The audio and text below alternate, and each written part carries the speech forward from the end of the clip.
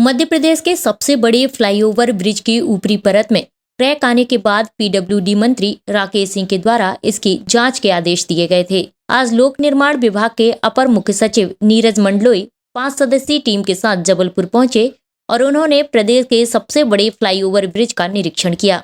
गौरतलब है कि मदन महल से दमोह नाका तक यह फ्लाईओवर बनाया जा रहा है, जिसकी लागत 800 करोड़ रुपए है। आपको बता दें कि महानंदा से LIC तक के फ्लाईओवर के रोटरी के पास क्रैक आने के बाद पीडब्ल्यूडी मंत्री राकेश सिंह ने इसकी जांच के आदेश दिए थे और इसी के तहत भोपाल से आई 5 सदस्यीय टीम ने इसका निरीक्षण किया। ACS नीरज मंडलोई ने कहा कि तकनीकी टीम के द्वारा इसकी जांच कराई जाएगी। जबलपुर शहर का एक बहुत ही महत्वाकांक्षी लोक निर्माण विभाग की ये परियोजना है और इस तरह का एलिवेटेड कॉरिडोर, एलिवेटेड ब्रिज जो शहर की ट्रैफिक समस्या को ध्यान में रखते हुए बनाया गया था और भारत सरकार द्वारा केंद्रीय सड़क निधि से स्वीकृत किया है।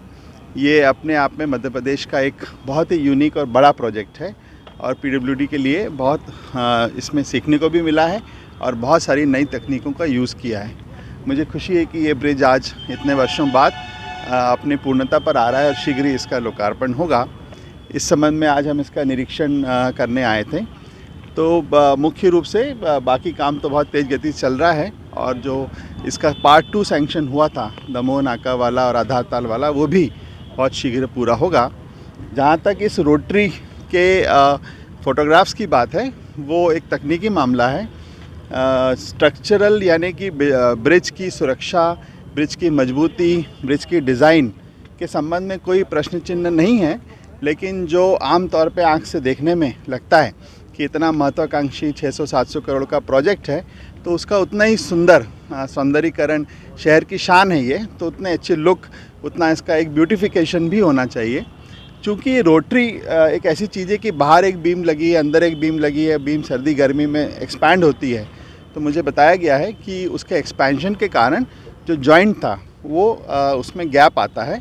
उसका हम तकनीकी टीम से परीक्षण करा रहे हैं, वो गैप क्यों आया, यदि गैप आना है तो उसको कैसे हम कोई सवार के लिए, किसी कार के लिए, किसी स्कूटर के लिए परेशानी का कारण न बने और आने वाले लंबे समय में यदि उसमें पानी अंदर जाता है या कोई ऐसी समस्या तो नहीं उत्पन्न होगी, वो भी स्टडी करा लेंगे।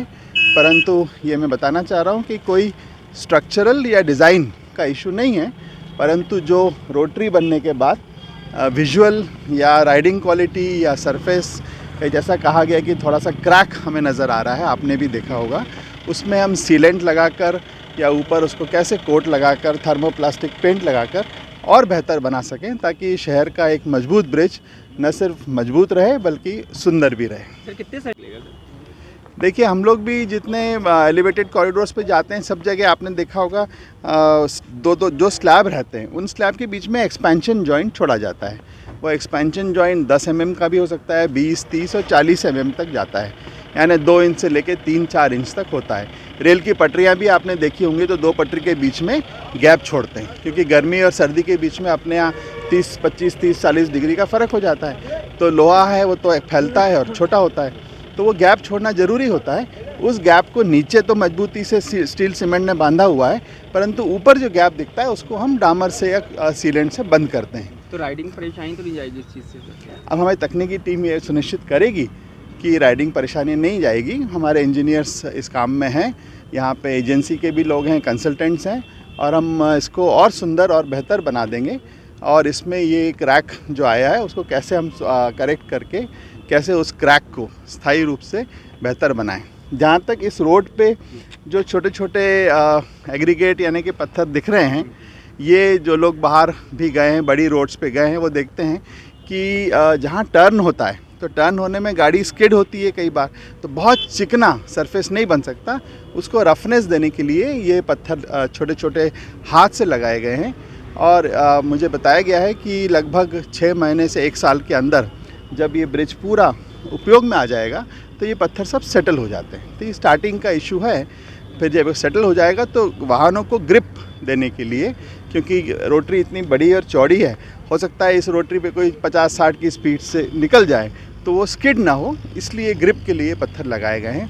परंतु फिर भी यदि कोई पत्थर असुविधा का कारण बन रहा है, यदि कोई ऊंचा नीचा है तो उसको भी ठीक करा लिया जाए। क्या सर, कब तक इसको स्टार्ट कर दिया जाएगा?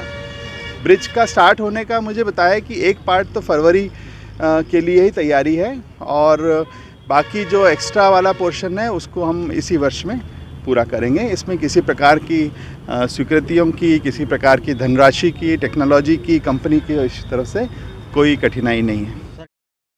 SK news live Jabalpur.